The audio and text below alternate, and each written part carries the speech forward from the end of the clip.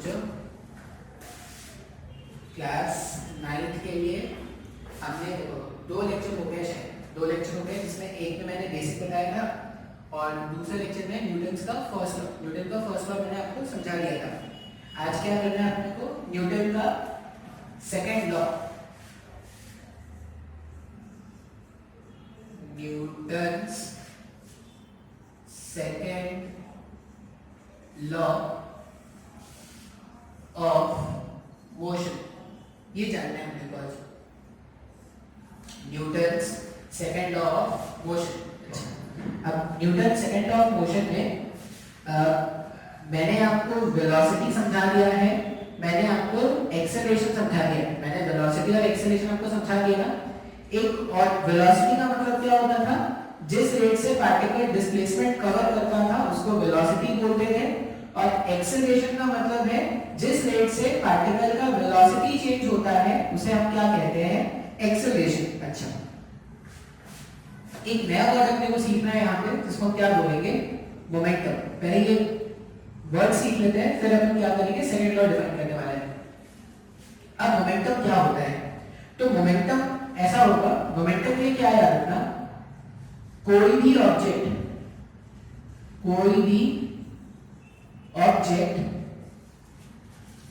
अगर मूव कर रहा है, कोई भी ऑब्जेक्ट अगर मूव कर रहा है तो उसके पास मोमेंटम है।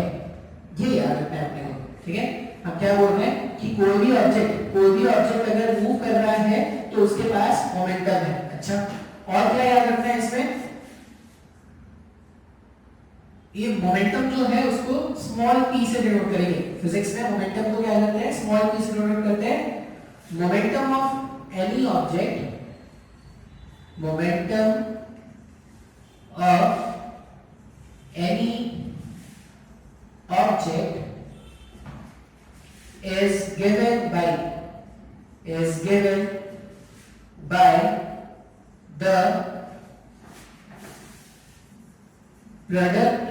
is given by the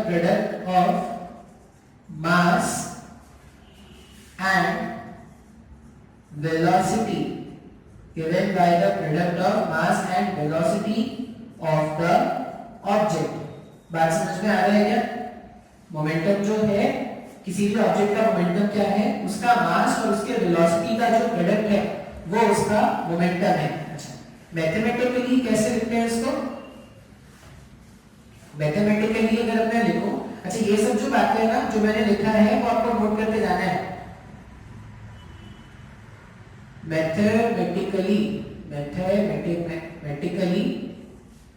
momentum को क्या कहते हैं, p से डिनोट करते हैं। p को हमने क्या बोला, product of mass and velocity. बात समझ में आ रहा है? अच्छा, ये मास कैसा क्वांटिटी होगा ना, मास एक स्केलर क्वांटिटी है क्या, स्केलर वेक्टर थोड़ा बहुत जानते हैं क्या, स्केलर वेक्टर थोड़ा बहुत जानते होंगे शायद। जैसे स्केलर क्वांटिटीज ऐसे क्वांटिटीज होते हैं जिनको डिफाइन करने के लिए सिर्फ मैग्नीट्यूड काफी है।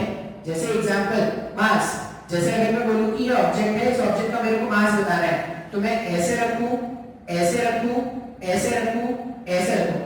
भी रख दूंगा, हमेशा इसका जो मास है वो, मान लो मैंने ऐसे रखा तो 10 ग्राम आया था, मैं ऐसे रख दूंगा तब भी 10 ग्राम आएगा, ऐसे रखूंगा तब भी 10 ग्राम आएगा, ऐसे रखूंगा तब भी 10 ग्राम आएगा।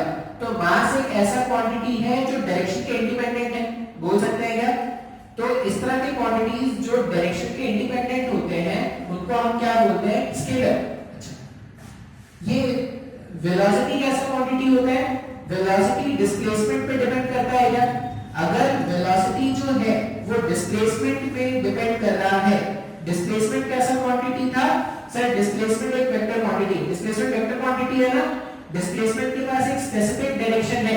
डिस्प्लेसमेंट का डायरेक्शन कैसे फाइंड करते हैं, displacement is a vector directed from initial point two final point, जहां पे पार्टिकल ने स्टार्ट किया था से लेकर जहां पे भी पार्टिकल एंड कर रहा है, इस लाइन को ज्वाइन करने वाले लाइन को डिस्प्लेसमेंट बोलते हैं।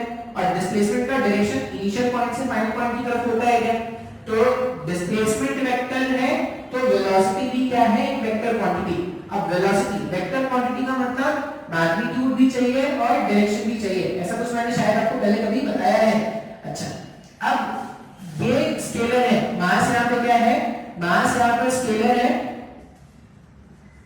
मास स्केलर है, और ये वेलोसिटी क्या है?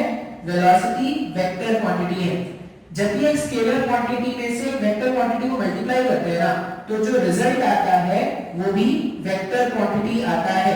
ये ना बिल्कुल वैसा है जैसे तुमने मैथ्स में सीखा है, मैथ्स में सीखा है कि √3 जो था, √3 क्या है? एक इरैशनल नंबर है क्या? √3 जो है वो एक इरैशनल नंबर है ना। अब अगर √3 में से एक रैशनल नंबर मल्टीप्लाई कर दोगे तो ये 2√3 ये भी इरैशनल होता है क्या? ऐसा कुछ 8th 9th में कभी तो पढ़ाते थे, रैशनल नंबर इरैशनल नंबर ऐसा कुछ सिखाते थे क्या? जब एक इरैशनल नंबर में एक रैशनल नंबर मल्टीप्लाई कर दोगे तो जो प्रोडक्ट आता था वो भी क्या होता है? इरैशनल नंबर आता है। उसी तरह अपन क्या बोलेंगे, एक वेक्टर क्वांटिटी से जब आप एक स्केलर क्वांटिटी को मल्टीप्लाई कर दोगे तो जो रिजल्ट आएगा वो वेक्टर क्वांटिटी आएगा। अच्छा सर, ये सब क्यों बता रहे हो? ये इसलिए बता रहे हैं क्योंकि मोमेंटम का अगर मैग्नीट्यूड चाहिए, मोमेंटम का मैग्नीट्यूड तो क्या होता है? मास इनटू वेलोसिटी हो गया ना। अगर मोमेंटम वेक्टर क्वांटिटी है तो मोमेंटम के पास एक डायरेक्शन भी होगा ना, तो उसको नोट में लिख लेंगे, क्या लिख लेंगे? The direction of momentum, the direction of momentum is same as the direction direction of velocity। लिख सकते हैं क्या ऐसा? The direction of momentum is same as the direction of velocity। इसका एक एग्जांपल समझते हैं। एग्जांपल क्या है? मान लो एक पार्टिकल है, ठीक है, मैंने पार्टिकल को इधर लिखा इस तरह से। अगर पार्टिकल उधर मूव कर रहा है मतलब उसका वेलोसिटी का डायरेक्शन वो है। अगर उसका वेलोसिटी का डायरेक्शन उस तरफ हो गया ना, इसका मतलब इसका मोमेंटम भी किधर है? तो मोमेंटम भी उसी तरफ है। बात समझ में आ रहा है क्या? हमने क्या बोला? मोमेंटम। हम एक वर्ड सीख रहे हैं मोमेंटम। क्यों सीख रहे हैं आपको समझ में आ जाएगा अभी।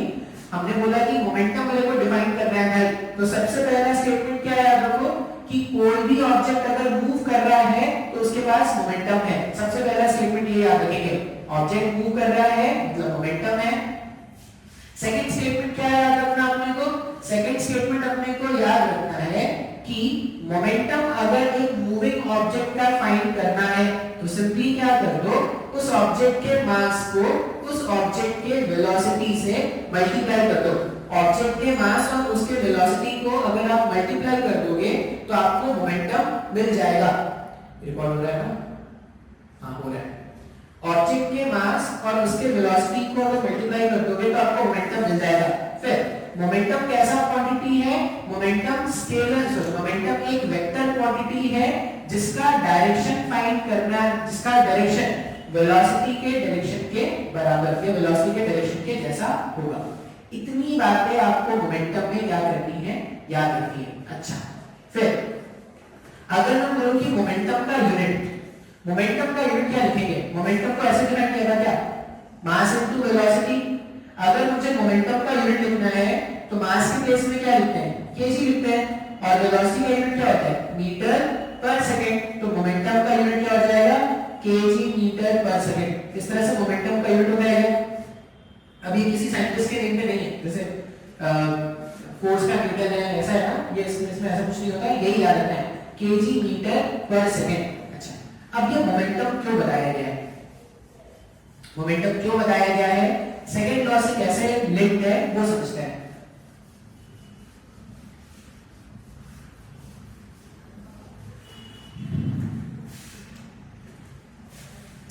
मान लो एक पार्टिकल है, ठीक है, कुछ तो स्पीड u से मूव कर रहा था, कुछ तो इनिशियल स्पीड u से मूव कर रहा था। मैं अगर इस पे फोर्स अप्लाई करूं, m मास का ऑब्जेक्ट है, ठीक है, u स्पीड से वो खुद से पहले से चल रहा था, ठीक है, ऑब्जेक्ट जो था रुका नहीं था, कोई तो u स्पीड से चल रहा था। u स्पीड से चल रहा है, उसका मास कितना है m। अब अगर मैंने इस पे फोर्स अप्लाई किया, इस फोर्स के कारण इसमें एक्सेलरेशन आएगा या नहीं आएगा? आएगा क्या? फोर्स और स्पीड का डायरेक्शन अगर एक जैसा है तो एक्सेलरेशन होगा। अगर इसमें एक्सेलरेशन आएगा, इसका मतलब इस पार्टिकल का स्पीड या इस पार्टिकल के वेलोसिटी का मैग्नीट्यूड चेंज हो जाएगा। वेलोसिटी का मैग्नीट्यूड चेंज हो जाएगा और मान लो किसी इंस्टेंट ऑफ टाइम के बाद, कितने टाइम के बाद, कोई तो टाइम ले लिया मैंने डेल्टा टी। मैंने क्या बोला? कोई डेल्टा टाइम टी टाइम बीतने के बाद ये जो मास था, ये जो मास था m, इसका अब वेलोसिटी कितना हो गया v। सर मेरे को नहीं समझ में आ रहा है। मैंने क्या बोला कि भाई अगर मैंने ऑब्जेक्ट पे फोर्स अप्लाई किया तो फोर्स अप्लाई करने से इसमें एक्सेलरेशन आना चाहिए था। फोर्स अगर होता है तभी तो एक्सेलरेशन होता है ना, जैसे मैंने कुछ समझाया तुमको कभी। तो इसमें एक्सेलरेशन हुआ, इसमें एक्सेलरेशन हुआ तो जो उसकी स्पीड का मैग्नीट्यूड है वो चेंज होगा क्या? चेंज हो गया। पहले u था, अब क्या हो गया? v हो गया। कितने टाइम में चेंज हो गया? डेल्टा टी टाइम में चेंज हो गया क्या? अच्छा, अभी अगर आप देखोगे तो मैं लिख रहा हूं इनिशियल मोमेंटम pi। pi का मतलब क्या है? Initial momentum. इनिशियल मोमेंटम मतलब स्टार्टिंग में जो मोमेंटम था, तो इनिशियल मोमेंटम क्या लिखते हैं? इसका मास इनटू इसका इनिशियल वेलोसिटी लिखेंगे क्या? तो यहां पे अगर मैं इनिशियल मोमेंटम लिखूं तो मास इनटू इनिशियल वेलोसिटी लिखूंगा m इनटू u। अच्छा, डेल्टा t टाइम के बाद अगर मैं फाइनल मोमेंटम लिखूं, डेल्टा t टाइम के बाद अगर मैं फाइनल मोमेंटम लिखूं तो ये क्या हो जाएगा? m इनटू v हो जाएगा। समय को नहीं समझ में आ रहा है। फाइनल मोमेंटम कितना हो जाएगा? m into v। Initial momentum m into u था, final momentum m into v हो गया। अच्छा, अब मैं लिख रहा हूं ऐसा, ये फिजिक्स में अगर मैं इस तरह का ट्रायंगल बनाऊंगा, इसका मतलब होता है, इसको क्या बोलते हैं? डेल्टा, और इसका मतलब होता है चेंज। बात समझ में आ रहा है? चेंज मतलब डेल्टा p। अगर मैं ऐसा लिख रहा हूं डेल्टा p, इसका मतलब है चेंज इन p। इसको क्या बोलोगे? Change in p। अब चेंज इन p मतलब क्या? Change in momentum. अच्छा, फिर से याद क्या रखना, फिजिक्स में कभी भी अगर मैं बोलूं चेंज, फिजिक्स में कभी भी अगर मैं बोलूं कि चेंज कैलकुलेट करना है, वो चेंज मतलब वो चिल्लर वाला चेंज नहीं, 1 रुपए 2 रुपए का चेंज निकाल लिया, वो नहीं। फिजिक्स में कभी भी मैं बोलूं कि अपने को चेंज निकालना है, इसका मतलब फाइनल वैल्यू, अपने मोमेंटम का चेंज निकाल रहे हैं, तो final momentum minus initial momentum find करना है। Initial momentum. सर मेरे को कुछ भी नहीं समझ में आया।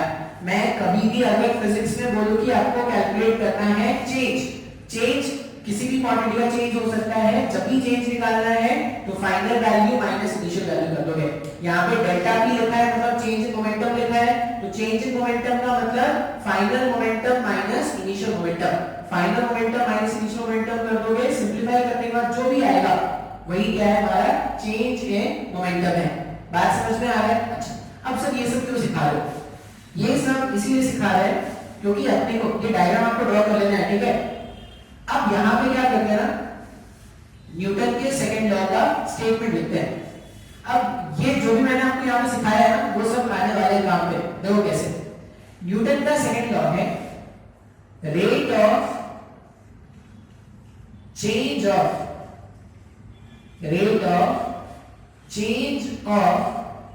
momentum, rate of change of momentum is directly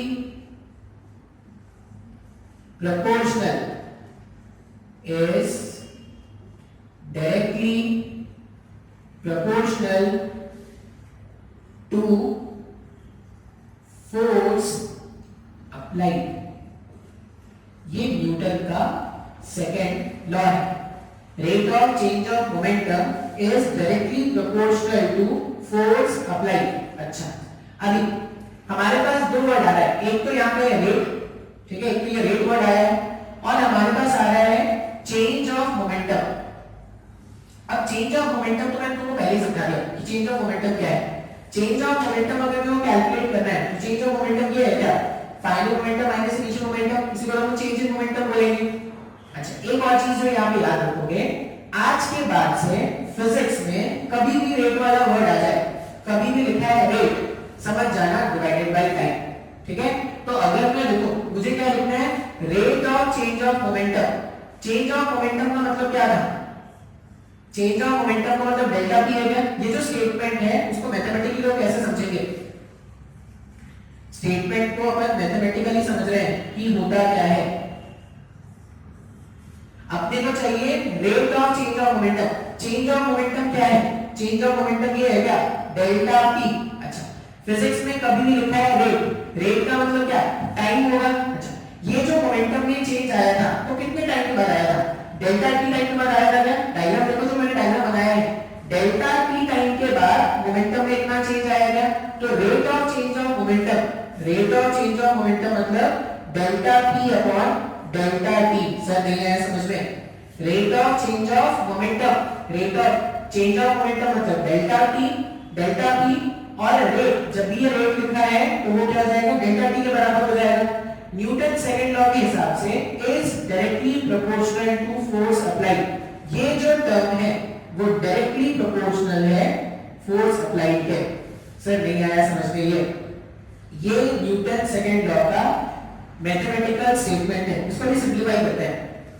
इसको सिंपलीफाई करने के लिए क्या कर रहे हैं, ये जो डेफिनेशन पार्ट है इसमें हटा देते हैं। जो भी डेफिनेशन है आप क्या करना, स्पीड पॉज करके लिख लेना। व्हाइट बोर्ड छोटा है, इसके ऊपर रहने नहीं दे सकते, उसको बढ़ाना पड़ेगा अपने को कि पुराना जाएगा तभी तो नया आएगा। Delta P upon delta T is directly proportional to force. अब फिजिक्स में ये हटाना होता है, ये नहीं चाहिए होता, ये हटाने के कांस्टेंट मल्टीप्लाई करते हैं क्या। तो इस केस में जो कांस्टेंट जाता है ना वो कांस्टेंट होता है 1।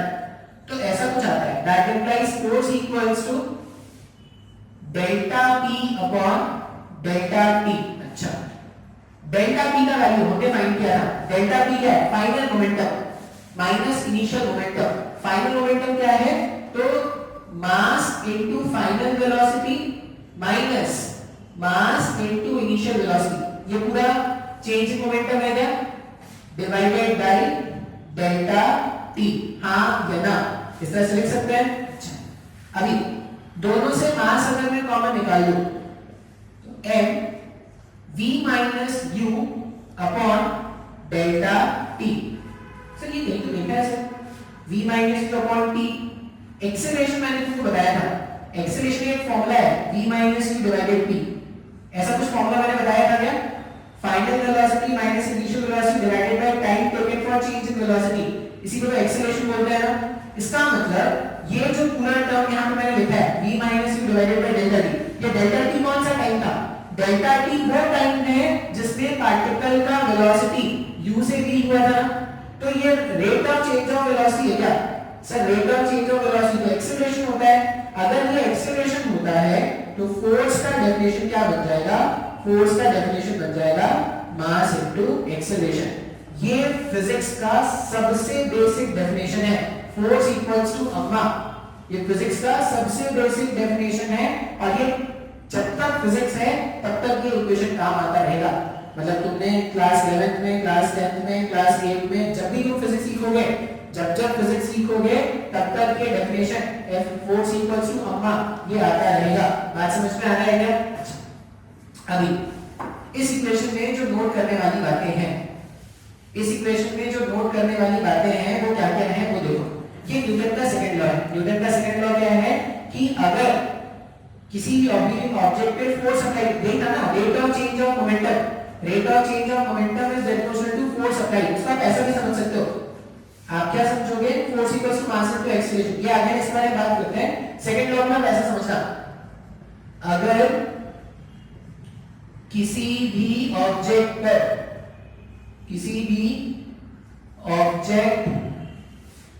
पर फोर्स लगाया गया है, फोर्स लगाया गया है मतलब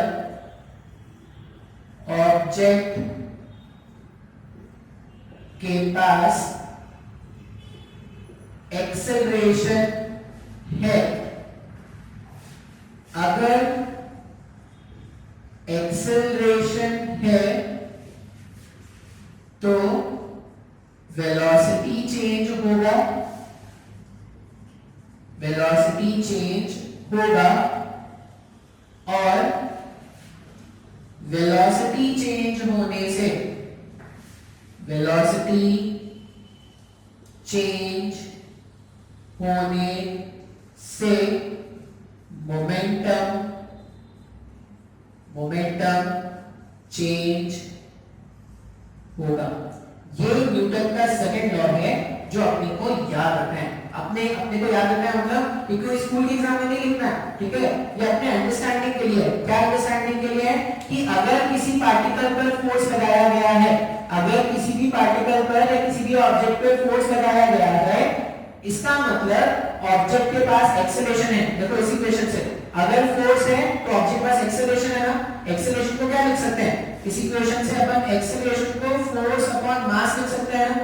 तो कोई भी ऑब्जेक्ट है अगर उस पे तुमने फोर्स अप्लाई किया, उस फोर्स के कारण वहां पे एक्सेलरेशन क्रिएट होगा। अच्छा, अगर एक्सेलरेशन क्रिएट हुआ इसका मतलब पार्टिकल का जो चलने की जो स्पीड थी वो चेंज हो जाएगी क्या? या पार्टिकल का वेलोसिटी चेंज हो जाएगा।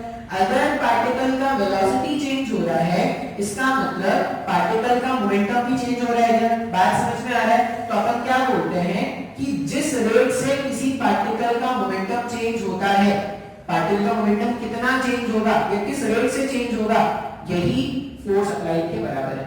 बात समझ में आ रहा है? तो न्यूटन का सेकंड लॉ क्या होता है? Rate of change of momentum is directly proportional to force applied. इसको हिंदी में क्या बोलोगे कि किसी भी पार्टिकल का मोमेंटम कितना चेंज होगा ये इस बात पर डिपेंड करता है कि पार्टिकल पर कितना फोर्स लगाया गया है। बात समझ में आ रहा है क्या? तो पूरा अच्छे से अभी क्रोनोलॉजी समझना आप अच्छे से। पूरा क्रोनोलॉजी क्या है? अगर मैं बोल रहा हूं कि पार्टिकल पर फोर्स लगाया, फोर्स लगाने से क्या होगा? फोर्स लगाने से पार्टिकल के पास एक्सेलरेशन आ जाएगा। अच्छा, एक्सेलरेशन से क्या होगा? एक्सेलरेशन के कारण पार्टिकल का वेलोसिटी चेंज होना स्टार्ट हो जाएगा। वेलोसिटी चेंज होने से क्या होगा? वेलोसिटी के चेंज होने से पार्टिकल का जो मोमेंटम है वो चेंज होना स्टार्ट हो जाएगा। बात समझ में आ रहा है? इसी को अगर आप रिवर्स से समझोगे तो रिवर्स में अपन क्या बोलेंगे? अगर किसी पार्टिकल का मोमेंटम चेंज हो रहा है, अगर किसी पार्टिकल का मोमेंटम चेंज हो रहा है इसका मतलब उसका वेलोसिटी चेंज हो रहा है। अगर किसी पार्टिकल का वेलोसिटी चेंज हो रहा है इसका मतलब उसके पास एक्सेलरेशन है, और अगर किसी पार्टिकल के पास एक्सेलरेशन है इसका मतलब उस पे फोर्स अप्लाई किया गया है। तो न्यूटन का सेकंड लॉ क्या है? मैथमेटिकल स्टेटमेंट क्या आ जाता है? F equals to mass into acceleration के बराबर आ जाता है। Force equals to mass into acceleration के इक्वल आ जाता है, लेकिन एक्चुअल स्टेटमेंट क्या है? Rate of change of momentum is directly proportional to force applied. Actual statement mass into acceleration नहीं है। ये सॉल्व करने पर ऐसा आ जाता है। कोई तुमको बोले कि न्यूटन का सेकंड लॉ डिफाइन करो, तो अगर तुम ये लिखो force equals to mass into acceleration तो वो सही नहीं है भाई, वो गलत है। ये इक्वेशन मैथमेटिकली आ जाता है, लेकिन न्यूटन का सेकंड लॉ क्या है? Rate of change of momentum is directly proportional to force applied. Sir मेरे को नहीं समझ में आ रही है। बात समझ में आ रहा है क्या? हाँ या ना? अच्छा, अभी अगर आप ध्यान से देखोगे इतना तो समझ में आया क्या?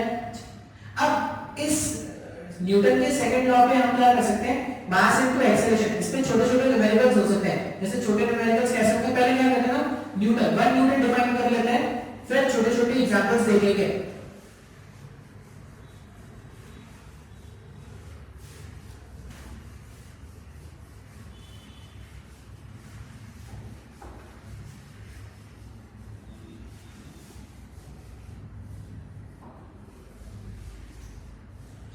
तुम लोगों से बहुत लोग ऐसे होंगे जिन्होंने 8th का एग्जाम नहीं दिया होगा और वो 9th में प्रमोट हो गए होंगे, ठीक है? तो जो 8th में फेल होने वाले थे वो बच गए। तो कोरोना का एक बेनिफिट तो तुम्हें हुआ है। क्या हुआ? जो 8th में फेल होने वाले थे अब वो क्या हो गया? 9th में आ गए, ठीक है? तो जय कोरोना। ऐसे सर ऐसे चलता रहा तो अपन 9th से 10th भी प्रमोट हो जाएंगे बिना पढ़ाई करते नहीं हम घर में। डिफाइन करते हैं 1 न्यूटन। ये क्वेश्चन आता है एग्जाम में, डिफाइन 1 न्यूटन। एक न्यूटन क्या है ये डिफाइन करो। अब न्यूटन क्या है, ऐसा यूनिट है क्या, फोर्स का ऐसा यूनिट क्या होता है, न्यूटन होता है। हमने क्या देखा कि जो फोर्स है, फोर्स का डेफिनेशन है मास इनटू एक्सेलरेशन। इस तरह से फोर्स को डिफाइन करते हैं ना, फोर्स क्या है, तो फोर्स मास इनटू एक्सेलरेशन है। अच्छा, अगर मैं बोलूं कि जो ऑब्जेक्ट है उसका मास है, ऑब्जेक्ट है उसका मास कितना है, 1 kg। ऑब्जेक्ट है उसका मास है 1 kg और इसका जो एक्सेलरेशन है वो भी कितना है, 1 मीटर पर सेकंड स्क्वायर का एक्सेलरेशन। तो जो फोर्स उसमें अप्लाई किया गया होगा मास इनटू एक्सेलरेशन से, वो भी 1 होगा या वो भी 1 न्यूटन होगा। तो अपन देखो 1 न्यूटन को कैसे डिफाइन करेंगे। 1 Newton is the force, 1 Newton is the force which when applied on 1 Newton is the force which when applied on a 1 kg object produces an acceleration of 1 meter per second square। ये definition 1 Newton क्या है, तो 1 Newton वो force है जो एक 1 kg के object पर 1 मीटर पर सेकंड स्क्वायर का एक्सेलरेशन लेकर आएगा। ठीक है, तो हमने क्या किया, 1 न्यूटन डिफाइन किया। इस तरह से फिजिक्स में यूनिट डिफाइन करने को आते हैं। ठीक है, तो देखना जो एग्जाम्स होते हैं उसमें एक यूनिट को डिफाइन करने के लिए पूछा जाता है। तो जब भी यूनिट डिफाइन करने के लिए पूछा जाए ना, तो जो भी बेसिक फार्मूला है उसमें क्या करना, सारे वैल्यूज को 1 1 रख देना। इसको 1 रख दिया, इसको 1 रख दिया, तो ये भी 1 हो गया। तो हमने क्या बोला कि 1 न्यूटन का फोर्स क्या था भाई, तो 1 न्यूटन वो फोर्स है जो एक 1 kg के ऑब्जेक्ट को 1 मीटर पर सेकंड स्क्वायर का एक्सेलरेशन प्रोवाइड करा सकता है। बात समझ में आ रही है क्या? इस तरह से 1 न्यूटन डिफाइन करेंगे। अभी मान लो मैं इस m into acceleration, m into a वाले क्वेश्चन पर फॉर्मूला दिया, अगर मैं आपको कोई क्वेश्चन बोलूं, अच्छा अब ये फोर्स जो है, ठीक है, ये हमेशा याद रखना, ये कौन सा फोर्स होता है, नेट फोर्स। ऑब्जेक्ट पे लगने वाला नेट फोर्स जो होता है वो मास इनटू एक्सेलरेशन के बराबर होता है। इसका एग्जांपल अगर समझोगे, मान लो एक 10 kg का ऑब्जेक्ट ऐसे रखा हुआ है, ठीक है, मैंने क्या किया, मैंने इस पे फोर्स लगाया, यहाँ पर कितना फोर्स लगाया, मैंने इस पे फोर्स लगाया मान लो 40 न्यूटन, मैंने 40 न्यूटन का फोर्स इस तरफ अप्लाई किया, और इसी ऑब्जेक्ट पे मैं क्या कर रहा हूं, इधर से भी फोर्स लगा रहा हूं, कितना, इधर से फोर्स अप्लाई कर दिया मान लो 10 न्यूटन। बात समझ में आ रहा है? एक 10 kg का ब्लॉक था जो ग्राउंड पे रखा है, मैंने इधर से फोर्स अप्लाई किया 10 न्यूटन, और मैंने क्या किया, इस साइड से अप्लाई किया फोर्स, नहीं एक साइड से 40 न्यूटन और दूसरे साइड से 10 न्यूटन। अब क्वेश्चन क्या बोल रहा है कि find the acceleration produced in 10 kg block. Question क्या है, क्वेश्चन है find the acceleration produced in 10 kg block. ये जो 10 kg का ब्लॉक है, इस पर जो एक्सेलरेशन जनरेट हुआ होगा वो जानना है अपने को, ठीक है। अच्छा, अब find the acceleration produced in 10 kg block में अगर मैं यहाँ पर एक्सेलरेशन फाइंड करूं तो फॉर्मूला क्या है, अगर मैं यहाँ पे सिर्फ F equals to mass into acceleration लिखता ना, तो बोलो सर अगर F equals to mass into acceleration है तो कौन सा फोर्स, 40 लेना है, 10 लेना है, कौन सा फोर्स लेना है, इसलिए अपने को याद क्या रखना है, नेट फोर्स। अब देखो नेट फोर्स कैसे निकालोगे, इधर से 40 लगाया, इधर से 10 लगाया, तो नेट तुमने कितना फोर्स अप्लाई किया, नेट 40 इधर से 10 इधर से, मतलब नेट अपन ने 30 न्यूटन का फोर्स लगाया होगा। ये जो ब्लॉक है, इस ब्लॉक पे अपन ने नेट कितना फोर्स अप्लाई किया, इस ब्लॉक पे अपन ने नेट 30 न्यूटन का फोर्स अप्लाई किया है। तो अगर मुझे ऑब्जेक्ट का एक्सेलरेशन कैलकुलेट करना है तो अपन क्या लेंगे, अपन लेंगे नेट फोर्स। डायग्राम के हिसाब से नेट फोर्स कितना है, 30 न्यूटन, ऑब्जेक्ट का मास कितना है, ऑब्जेक्ट का मास है 10 kg, ऑब्जेक्ट का मास है 10 kg, और जो एक्सेलरेशन जनरेट हुआ होगा वो कितना होगा, 30 डिवाइडेड बाय, ऐसा लिख देते हैं ना, एक्सीलरेशन को क्या लिख सकते हैं, F net divided by mass. जब आप सॉल्व करोगे तो कितना आ जाएगा, 30 डिवाइडेड बाय 10, 3 मीटर पर सेकेंड स्क्वायर। सर ये तो बहुत ही आसान है, अगर अपने को पता हो तो ये तो बहुत ही आसान है। अच्छा, एक और क्वेश्चन करके देखते हैं। मुश्किल क्या है ये, सिंपल सा न्यूटन सेकंड लॉ के डेफिनेशन पे सिंपल सा एक प्रॉब्लम, ठीक है। अच्छा, एक और एग्जांपल अगर करके देखें। मान लो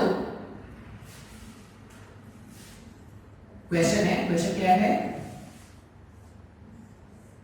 2 केजी का ऑब्जेक्ट है और इस पे फोर्स लगा दिया गया है, फोर्स लगा दिया मान लो कितना,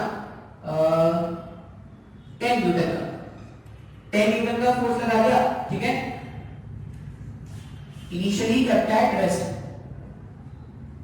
इनिशियली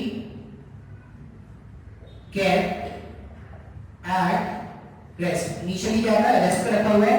क्वेश्चन पूछा गया है, find the momentum, find the momentum of 2 kg block, find the momentum of 2 kg block after 7 second. मान लो ऐसा बोला गया है, क्वेश्चन है कि find the momentum of 2 kg block, find the momentum of 2 kg block after 7 second.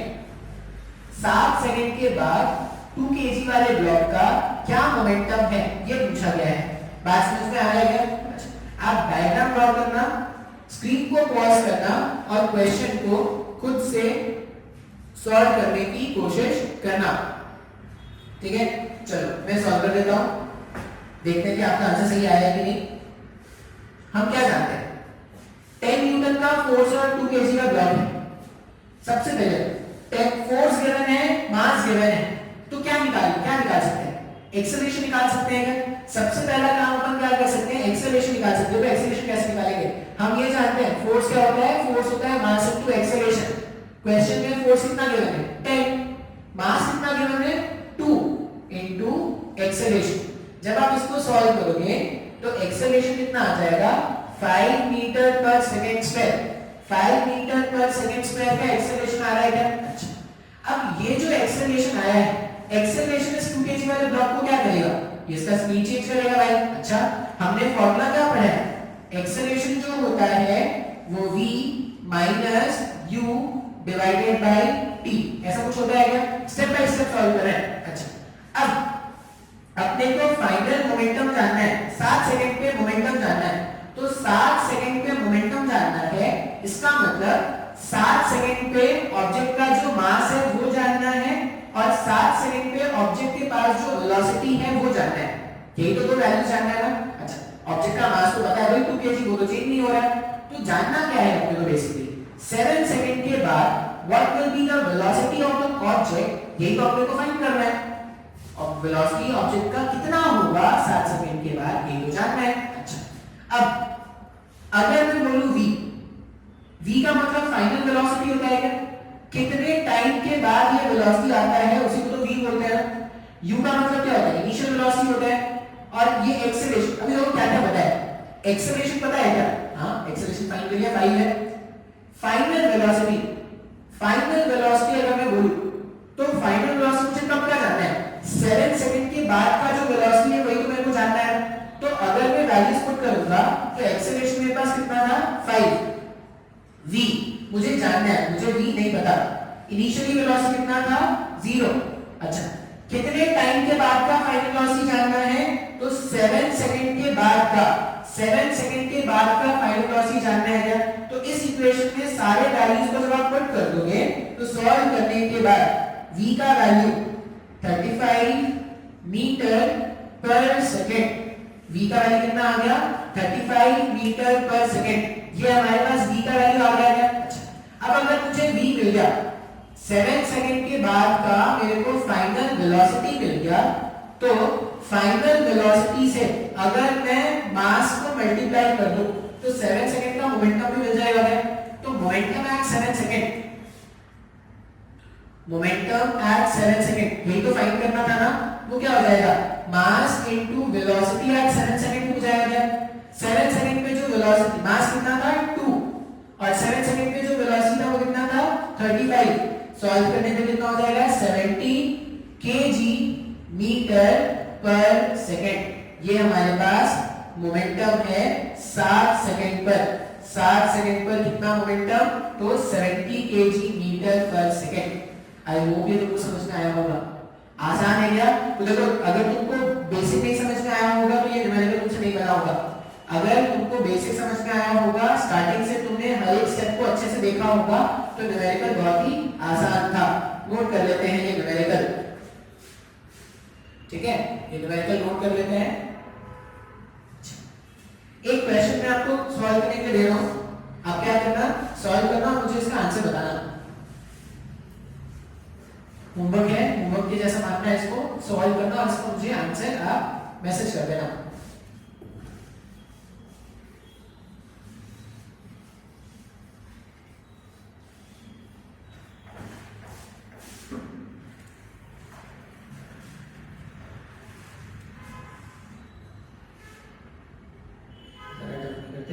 आसानी देते हैं।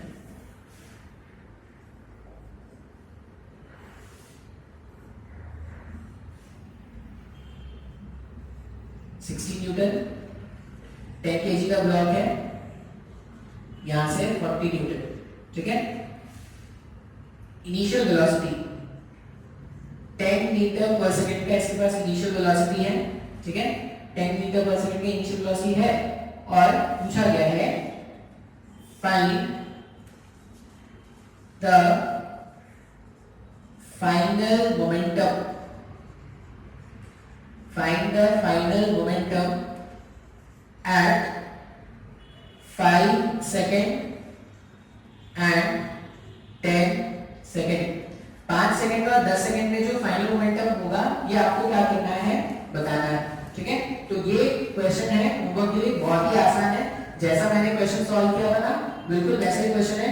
तो 5 सेकंड में मोमेंटम कितना होगा फाइनल और 10 सेकंड में मोमेंटम कितना होगा फाइनल, ये आपको क्या करना है, सॉल्व करके बताना है, ठीक है। अच्छा, ये एक क्वेश्चन हो गया, ये एक क्वेश्चन हो गया जो आपको होमवर्क में सॉल्व करना है। इसके अलावा एक और एग्जांपल है, ठीक है। आपको इसका ना रीजन सोचना है, खुद से रीजन सोचना। क्या होता है ना, जब भी वो जो हाई जंप या लॉन्ग जंप होता है, तुमने नोटिस करना, वो जो हाई जंप या लॉन्ग जंप होता है तो उसमें क्या करते हैं, वो जो एथलीट होते हैं वो जंप करने के बाद कहां पे लैंड कर देते हैं, जंप करने के बाद उनको एक कुशन का फ्लोर मिलता है क्या जंप करने के लिए, हाँ या ना। तो देखना जब भी वो हाई जंप होगा या लॉन्ग जंप होगा तो वो क्या होता है, या तो वो सैंड पे जंप करते हैं या वो क्या करते हैं, एक अच्छा सा कुशन होता है जिस पे वो जंप करते हैं। अच्छा, वो एक पूरे कंक्रीट फ्लोर पे जंप करेंगे तो क्या प्रॉब्लम होगा, बात समझ में आ रहा है क्या। तो पहला क्वेश्चन ये है, पहला क्वेश्चन क्या है कि why athletes are made to jump, why athletes are, ये लिख लो आप चाहो तो, why athletes are made to jump on sand or cushion, ठीक है। ये पहला क्वेश्चन है। और दूसरा क्वेश्चन लिख लो, बिल्कुल ऐसा ही है, सेकंड क्लास से एक्सप्लेनेशन होगा। दूसरा क्वेश्चन लिख लो कि why the fielder pulls back his hand, why the fielder pulls back his hand while catching the ball। ये कोशिश करना, तुमको बुक्स में भी मिल जाएगा, लेकिन मैं बोल रहा हूँ कि जो मैंने तुमको आज पढ़ाया ना न्यूटन सेकंड लॉ, उसमें से सोचना और उस तरह से एक्सप्लेन करने की कोशिश करना, ठीक है। न्यूटन सेकंड लॉ क्या है, delta P upon delta T, उस तरह से एक्सप्लेन करने की कोशिश करना, ठीक है। तो ये 2-3 क्वेश्चन हैं बेसिकली जो तुम्हारे आज के होमवर्क रहेंगे, ट्राई करना और आंसर जरूर बताना। अच्छा, और एक और चीज, 1 से 2 दिन में आंसर बता देना। आप कुछ लोग क्या होता है ना, बहुत डिले करते हो आंसर के लिए, तो आप कोशिश करना कि जल्द से जल्द आंसर बता दो, ठीक है।